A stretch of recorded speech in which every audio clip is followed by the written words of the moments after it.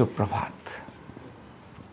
भारत ऊर्जा का उपासक देश है और बहुत प्राचीन काल से ही भारत ने ऊर्जा के संबंध में अपने शोध और अपने अनुभव के आधार पर काम करना शुरू किया और उन ऊर्जा स्रोतों के बारे में श्रद्धापूर्वक न केवल मानता है, उनको महत्व भी देता है। जो पश्चिम है वहाँ से जनित जो ये ज्ञान है, जिसको हम आधुनिक ज्ञान मानते हैं, यह श्रद्धा पर आधारित नहीं है, यह प्रयोग पर आधारित है। और इसीलिए प्रयोग पर आधारित होने के कारण से अहंकार बहुत अधिक होता है और उस अहंकार के कारण मानव जाति का ह्रास भी होता है। उन्हीं में से एक है उत्तराखंड की टनल में फंसे हुए 16 दिन से मजदूर। भारत में ऐसी अनेक बार ऐसी घटनाएं होती हैं, जैसे उत्तराखंड में ही जो नदी है वहाँ की, उस पर एक बांध बनाने का क्रम जो चल रहा था।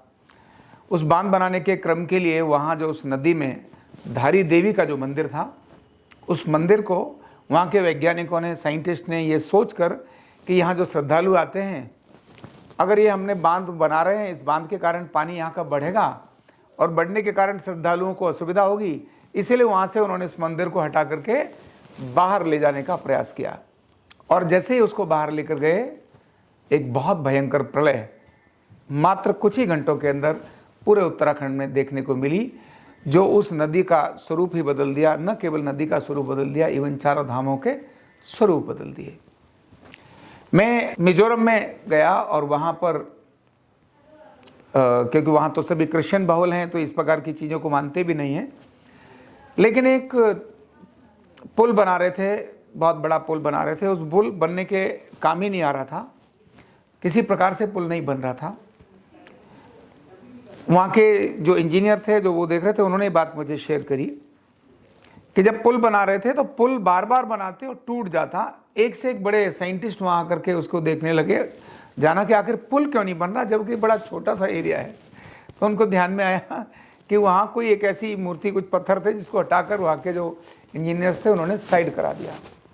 और साइड कर दिया तो वो पुल तब तक नहीं बना जब तक कि उसका मंदिर ठीक से पुनर्स्थापित नहीं किया और उसकी पूजा अर्चना नहीं की, तब तक पुल नहीं बना। और जैसे ही वो किया तो हो गया।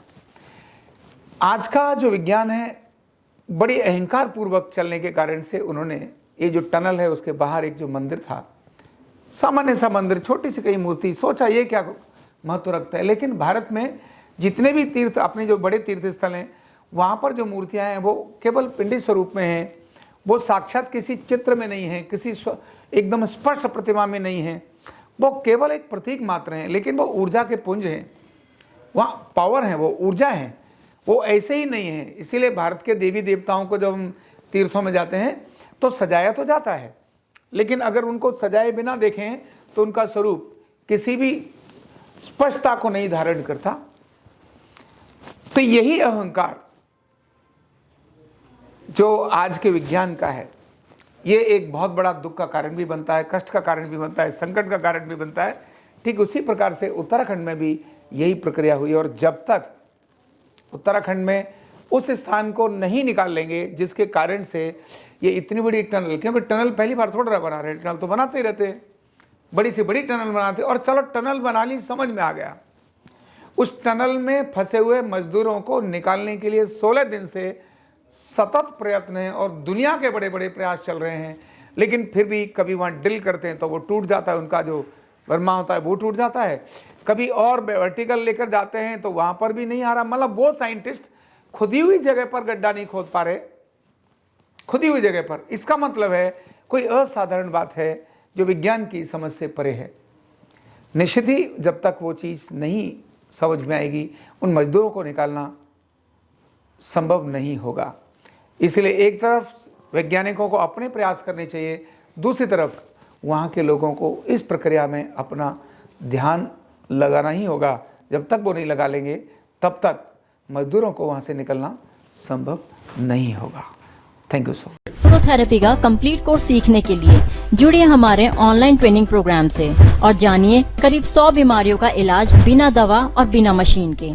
इस न्यूरोथेरेपी ऑनलाइन ट्रेनिंग प्रोग्राम से आप घर बैठे बन सकते हैं गवर्नमेंट सर्टिफाइड न्यूरोथेरेपिस्ट।